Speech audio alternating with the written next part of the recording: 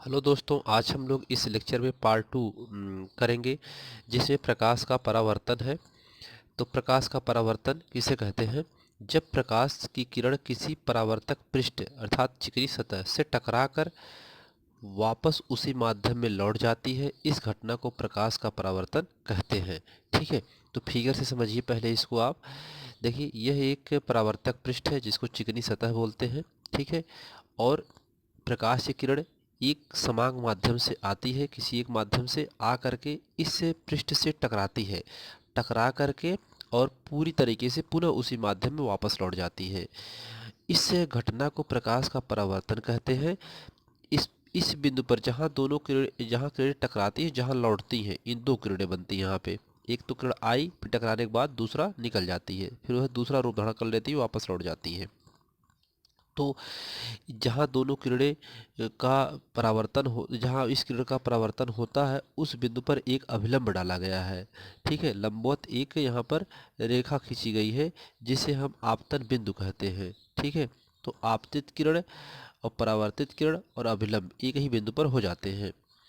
तो प्रकाश की किरण इधर से आती है और इस चिकने तल से टकरा करके वापस लौट जाती है। आप यहाँ पर देख सकते हैं जो अभिलंब डाला गया है, आपतित किरण और परावर्तित किरण दोनों के बीच के कोण जो होते हैं वे बराबर होते हैं। आपतन कोण आई और परावर्तन कोण आर, यानी जिधर से किरण आती है उसे आपतित किरण और उधर के ही कोण को आपतन कोण कहते हैं, जिसे आई से प्रदर्शित करते हैं। किरण टकराने के बाद पुनः उसी माध्यम में वापस लौट जाती है, तो जब किरण वापस लौटती है तो उसे परावर्तित किरण कहते हैं, क्योंकि इसका परावर्तन होता है टकराने के बाद। तो परावर्तित किरण और उसी तरफ के बने कोण को परावर्तन कोण कहते हैं, इसे आर से प्रदर्शित करते हैं।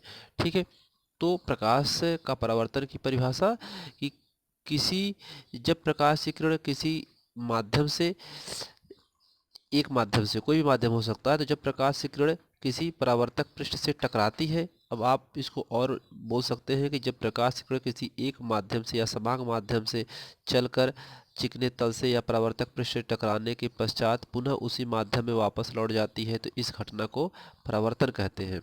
तो शॉर्टकट में आप ऐसे ही लिख सकते हैं जो यहाँ पर लिखा गया है कि जब प्रकाश की किरण किसी यहाँ पर जब प्रकाश की किरण किसी परावर्तक पृष्ठ से टकराकर वापस उसी माध्यम में लौट जाती है, इस घटना को प्रकाश का परावर्तन कहते हैं। ठीक है, तो आप ऐसे लिख सकते हैं। अब यहाँ पर परावर्तक के नियम, तो परावर्तक के दो नियम होते हैं। ठीक है, समतल दर्पण यहाँ किसी दो बार हो गया, या किसी अपारदर्शक पृष्ठ से परावर्तन के निम्न दो नियम होते हैं। यानी किरण किसी समतल दर्पण से टकराए या अपारदर्शक कोई भी पृष्ठ हो, लेकिन वह पृष्ठ चिकना होना चाहिए। ठीक है, प्लेन होना चाहिए, एकदम समतल होना चाहिए। पृष्ठ से परावर्तन के निम्न दो नियम होते हैं। प्रथम नियम क्या है? आपतित किरण, परावर्तित किरण तथा आपतन बिंदु पर डाला गया लंब तीनों एक ही तल में होते हैं। ठीक है, तो आप देख सकते हैं यहाँ पर जो किरण आपतित किरण है और परावर्तित किरण है और अभिलंब, ये तीनों किस पर होते हैं? एक ही बिंदु पर होते हैं, जिसे आपतन बिंदु कहते हैं। ठीक है, इसे क्या कहते हैं? आपतन बिंदु कहते हैं। अगला है यहाँ पर कि दूसरा नियम है इसका, आपतन कोण आई सदैव परावर्तन कोण आर के बराबर होता है। ठीक है, अर्थात कोण आई बराबर कोण आर।